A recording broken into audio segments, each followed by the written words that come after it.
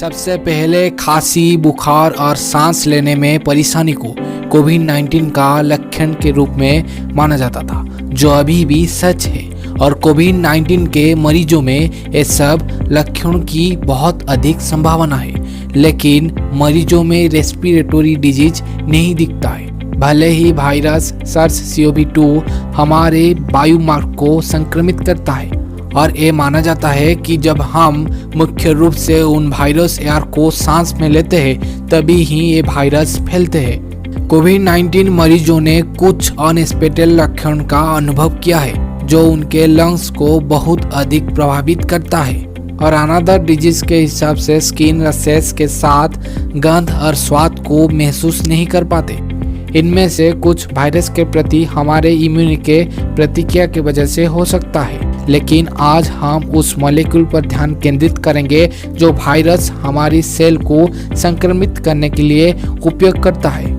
Angiotensin परिवर्तित होकर enzyme 2 receptor या SC2 में बदलता है। ये मॉलिक्यूल SARS-CoV-2 सहित कुछ कोरोना वायरस को विभिन्न तरीकों से प्रभावित करता है।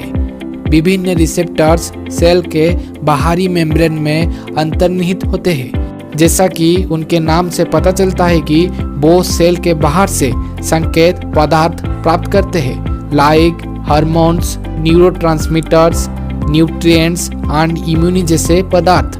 SC2 हमारे लंग्स में ही नहीं बल्कि पूरी शरीर में महत्वपूर्ण कार्य करने के साथ एक सरफेस रिसेप्टर है, लेकिन SARS-CoV-2 में कई प्रकार के सेल को संक्रमित करने की क्षमता है।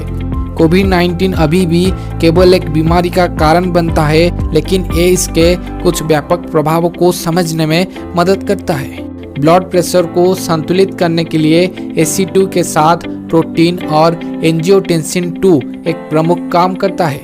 एंजियोटेंसिन 2 रक्तचापों को बढ़ाता है, और जब ये बहुत अधिक हो जाता है तो SC2 इसे फिर से निम्न रक्तचाप में छोड़ देता है। SC2 कई अन्य चीजें भी करता है, जैसे कि एक्सेलरेटिंग टिश्यू की रिपेयर करना और माइक्रोब्स को संशोधित करने के काम करता है। और जब सरफेस रिसेप्टर्स बहुत सारे प्रकार के होते हैं जो वायरस सेल में जाता है, उन्हें बंधक बनाने के लिए उपयोग कर सकता है, तो SC2 में वही होता है जो SARS-CoV-2 उसके ऊपर उपयोग करता है।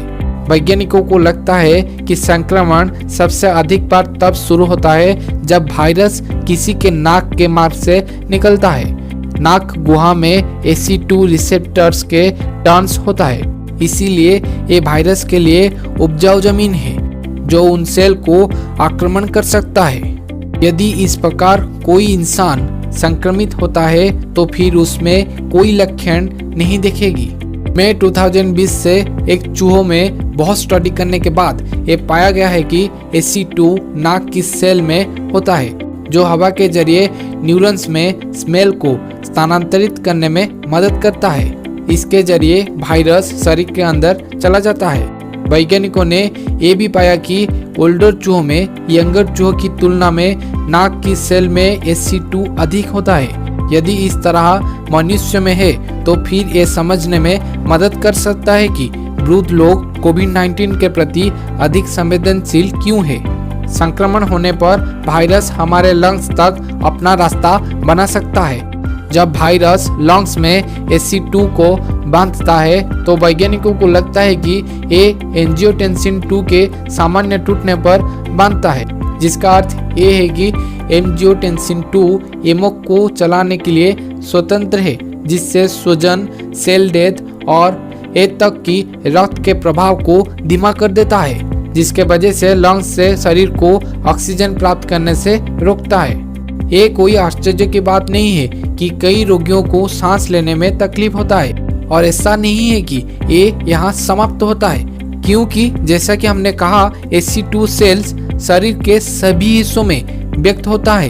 वैज्ञानिकों को पूरा यकीन है कि वायरस अपने SC2 रिसेप्टर्स को उपयोग करता है, जो सेल को सीधे संक्रमित कर सकता है। कोविड-19 के गंभीर मामलों में डॉक्टरों ने हार्ट इंजरी देखी है, जिसमें रोगियों के दिल के सेल में Ace2 की मात्रा अधिक होता है। उदाहरण के लिए इटली में एक मरीजों को दिल का दौरा पड़ा, लेकिन डॉक्टरों को कोरोनरी धमनियों में ब्लॉकेज नहीं मिला, जो अस्वाभाविक है।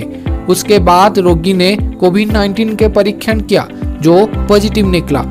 और जबकि वैज्ञानिकों ने अभी तक कारण को पूरी तरह नहीं समझा है, यह संभव है कि SARS-CoV-2 का Ace2 के साथ संबंध है, जिसके वजह से हार्ट डिजीज हो सकता है। यदि नीचे पाचन तंत्र में Ace2 रिसेप्टर्स का मात्रा बढ़ जाता है, जो ये बता सकता है कि कोविड-19 वाले आधे लोगों को डायरिया क्यों होता है। वैज्ञानिकों ने अभी भी कोविड-19 और इसके सभी लक्षणों की स्पष्ट तस्वीर प्राप्त करने की कोशिश कर रहे हैं। अगर आपको इंटरेस्टिंग क्यूरी चैनल का वीडियो पसंद आया तो फिर इस वीडियो को लाइक कीजिए, शेयर कीजिए और आगे वीडियो देखने के लिए इस चैनल को सब्सक्राइब कीजिए। धन्यवाद।